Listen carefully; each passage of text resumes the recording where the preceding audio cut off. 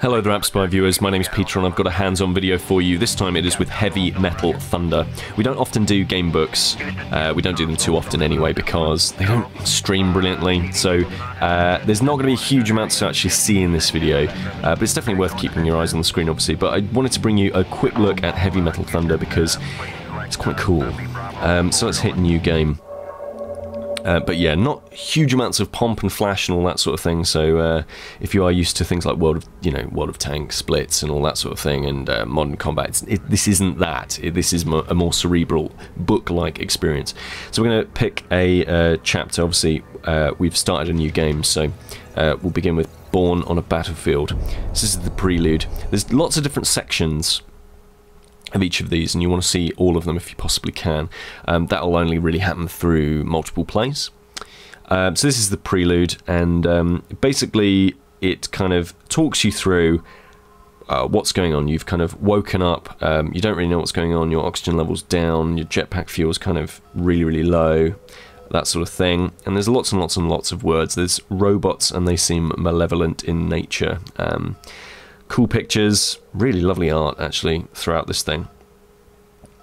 And so the game kind of gets you to a point, and then you've read all of the introduction and you enter the darkness and you select that arrow and that takes you into the next area.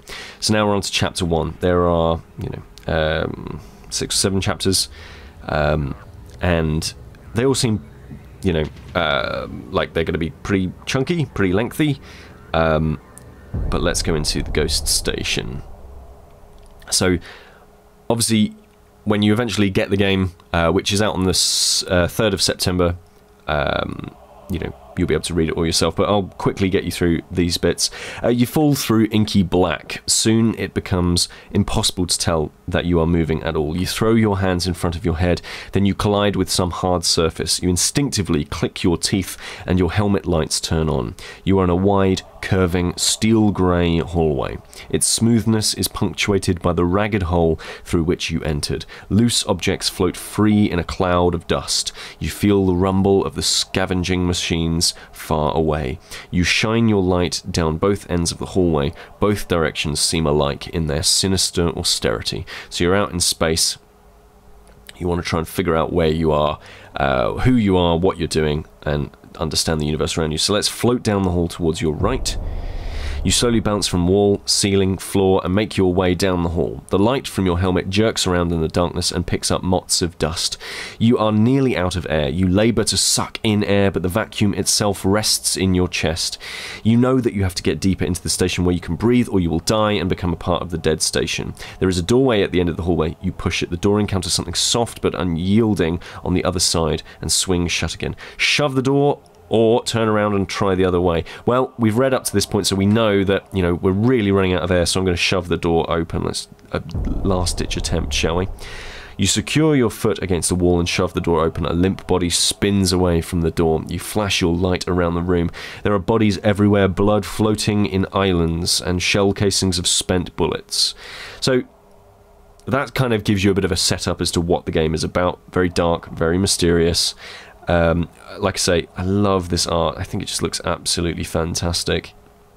There's robots, there's really quite sinister, malevolent stuff going on, and then there's little images that punctuate the text. There's a lot of text here. Again, if you haven't already clicked away because this isn't modern combat or one of those sorts of games, like you should also know that there is a lot of text and you have to be in it for that. But, it is broken up with these different images. There's Mr. Wiggles, doc tag there, Mr. Wiggles, serial number 13. This has to be some kind of joke. So, then the game is explaining to you about different game mechanics. So, you will be asked to make certain rolls, essentially, in terms of how you're going to get through the game, and they're based on strength, intelligence, dexterity, charisma, and will. At the start of the game, we can distribute 3 stat points to up our abilities. So I'm going to give myself a bit more intelligence, I'm going to give myself a bit more dexterity, and I'm going to give myself some charisma as well, just in case we meet anybody I want to be friends with them, or maybe I can charm the pants off a robot, who knows. Then we're going to continue on. We've also got a utility belt that's got items in it, and so put your mask back on, hold your breath and explore the room you just came from, or go and explore this hallway. I'm going to explore the hallway. I'm just zipping through this. Obviously, normally you would take a lot more time with it. In the game, that is your life. Blood is an abstract score that represents vitality and health. So basically, the amount of blood you have is the ability to kind of survive. So I'm going to jump down onto the lower hallway. Maybe I'll be able to test. Here we are. So we jump down. The edge of the platform rises to your face. You push your hands against it in order to stop your horrible momentum. So now I have to test my strength. So I mentioned earlier there's these different, facets. I have a certain amount of strength and intelligence and will and all that sort of stuff. Now I'm going to test my strength by rolling die. And fantastic. I've succeeded in that challenge. I've got more than 7. I've got 9, and I can move on. So because of that, I get 1 extra hero point. That kind of updates me and makes me a stronger person. And now there are these dogs. I can either, if I had a handgun, I could take out these dogs. So maybe I could have got a handgun at some point earlier. Maybe there was a choice that went and meant that I could find a handgun, or I could find a spear, or whatever, and that would give me extra choices, but I haven't got those. The game's automatically keeping me updated, just doesn't give me the option to do that. Or I can stay here long enough to confront the 2 dogs using my bare hands. I'm going to do that. I think I'm going to punch a dog. Unfortunately, because of that, it looks like I've lost some health. So now, what do I want to do? Do I want to throw a heavy-looking chunk of debris at the lead dogs by testing my strength, or do I want the dogs to try and obey me by testing my will? Well, I'm going to test my strength here. Let's see what happens. Fantastic.